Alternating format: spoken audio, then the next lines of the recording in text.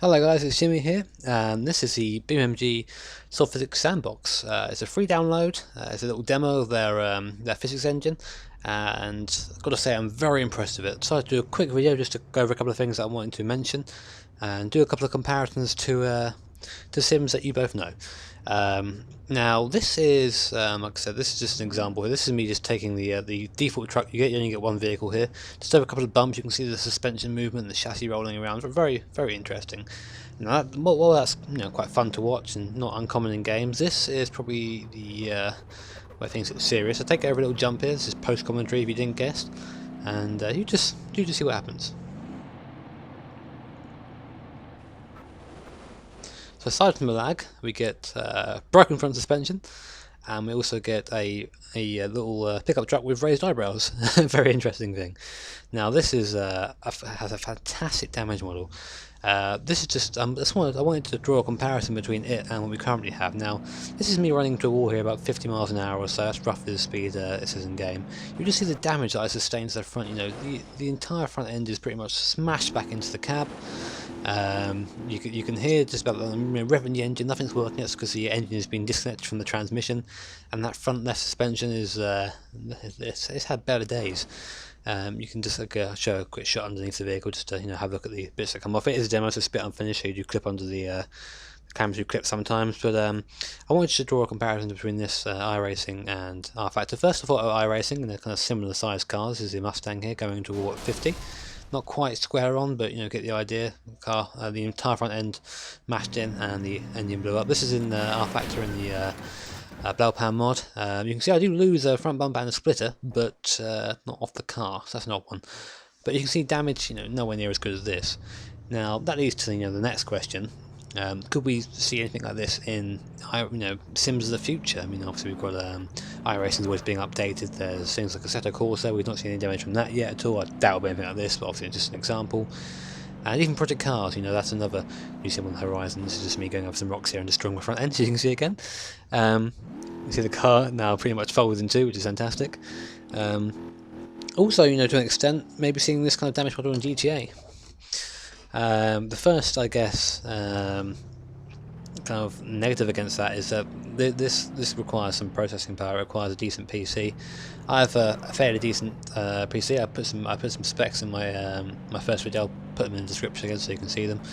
And this with recording, it runs at 30 frames per second and freezes every now and then whenever I hit anything. So obviously it's quite a power hungry thing. But then again, these guys have made a fantastic engine, and it's a shame to see it go to waste.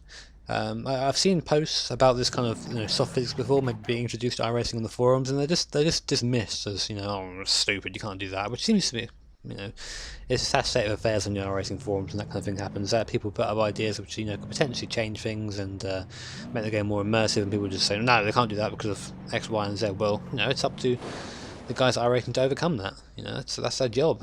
They provide a service to us.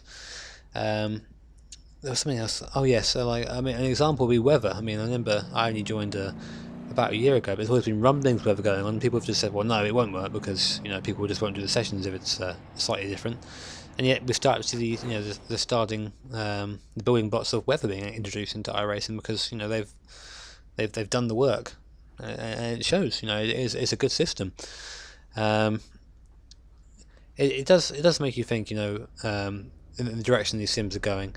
If this is, this amazes me. There's no short of, there's no other word for it. It does amaze me, and to think that we might see this, at some point, not maybe in the near future, but in the future in video games, is something outstanding. I grew up with stuff like Gran Turismo, where you just bumper car with people, and this is, quite a big difference. As you saw, it doesn't just affect damage. Here's an onboard shot of me doing a bit of a awesome jump. Doesn't just affect damage, it affects things like suspension and the drivetrain. You saw on the crash earlier, my drivetrain just came disconnected from the engine, and I was revving away and nothing was happening. Suspension, it just breaks and the wheel becomes like the front of a shopping cart.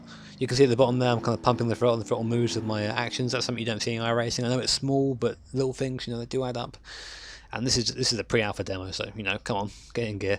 Now this isn't a video hating against the sims we've got today. The racing in it and the driving in it is fantastic enough for those things to go unnoticed, and You do have to make compromises along the line. But this is me just saying, you know, iRacing, R-Factor, Assetto Corsa, Project Cars, sit up and take note of this soft physics. It's undoubtedly going to be the future. I mean, you can't see stuff like this and think, oh yeah, you know, they're just gonna shun this off to the backbenches of computer game design. This is fantastic. It's a massive step forward. I mean, I know it's been around for a while, but it's kind of escaped the limelight, which is a real shame. There's not really much else to say, when Dutch from here then, apart from, again, crashing into a tree there. You see how the car kind of forms around the tree instead of just, you know, having the whole entire front end mashed into one. There's not much else to say apart from, you know, you can show support to these guys. There is an alpha demo available. This is pre-alpha, this is free. There's an alpha demo which is I think it's $11 or so. If you're interested in seeing this sort of thing, you know, go pick it up. It's, you know, it's worth it. It's a lot of fun, and if nothing else, you can, you know, crash the car a bit and just release some frustration at the end of the day. Maybe got a bit of road rage, something, I don't know. You can see in this crash I try and take it in from the left side and hit the front left side instead of hitting the, you know, head on. You can really see, like, in the damage here, you know, the effective side, and it really does kind of bring a more realistic feel to the damage. And I've kind of said that already, but you get a better idea here. I go a bit rampant and just try and just drive that direction. You see that front left wheel having a bit of a hard time, not enjoying itself, and you see we get wedged under this little kind of half pipe type thing here. And again, the damage to the roof and the bonnet is pretty well done. I'm a big fan of that.